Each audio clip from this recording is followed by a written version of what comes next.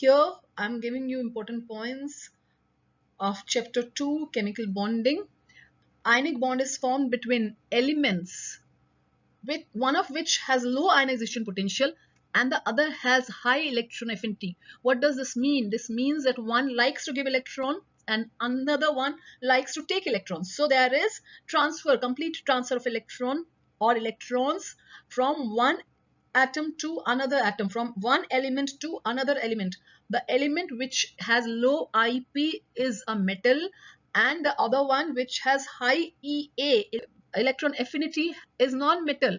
The one which is metal likes to give electron and get oxidized, while the non-metal which takes electron has high electron affinity gets reduced. Thus, ionic bond is formed between the one which is giving electron, that is undergoing oxidation process, and the one which is taking electron, that is undergoing reduction process. Therefore, ionic bond formation is a redox reaction.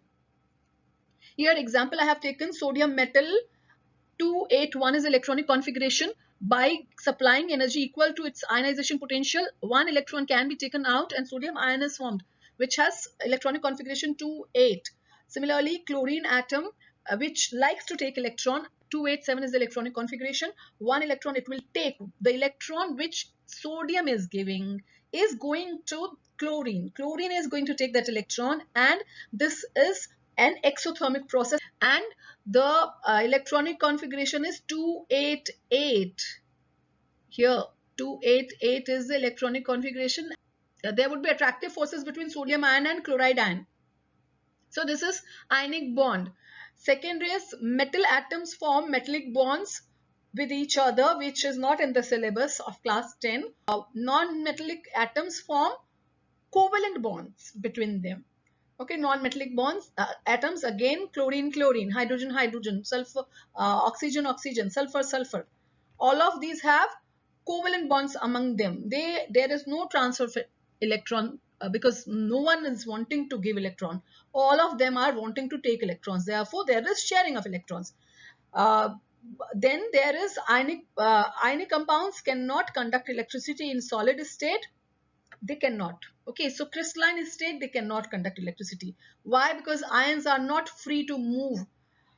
Electricity conduction takes place only when ions or charges are moving.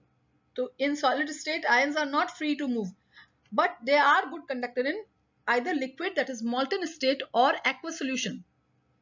And then covalent compounds, because they are not consisting of any ions, they are pure, the pure covalent compounds, they are not consisting of any ions.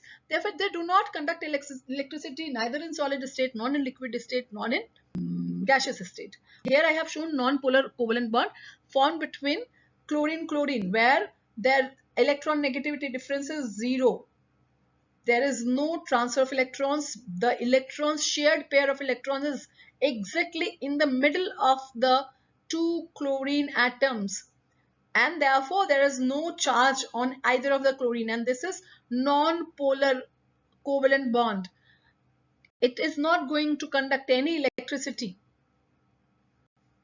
While polar bonds, like they are present in HCl, H2O, the ones, the non-metal atoms which have electronegativity difference, high electronegativity difference, would form polar covalent bonds, and they are conductor of electricity. Because see here, the shared pair of electron, you can see I have made the shared pair of electrons slightly towards chlorine, and this is partial negative charge because there is no transfer, there is no complete charge. Just that the shared pair of electrons are closer to chlorine, therefore partial negative charge. But when they are having this polarity, so this is polar covalent bond, and when they are dissolved in water, they would give hydrogen ion and chloride ion, and then they are conductor of electricity.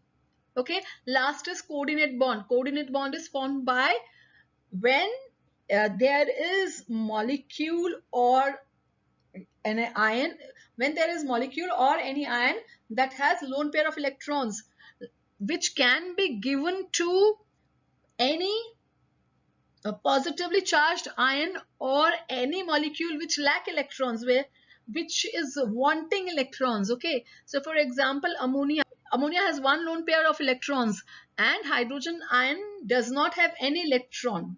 Now this lone pair of electrons is going to get donated by ammonia to hydrogen ion, and then it would be shared. So there is again not complete transfer. Though it is donating, it's not completely giving away its electrons, and therefore there is ammonium ion. Now in ammonium ion, you can see that covalent bonds as well as coordinate bonds are present, and if ammonium ion forms bond with chloride, then it would be an ionic bond. Therefore this question is asked many times, that which of the following compounds has all the types of bonds: ionic, covalent and coordinate. Answer would be ammonium chloride. One of the examples is ammonium chloride. I hope this is helpful. Thank you so much.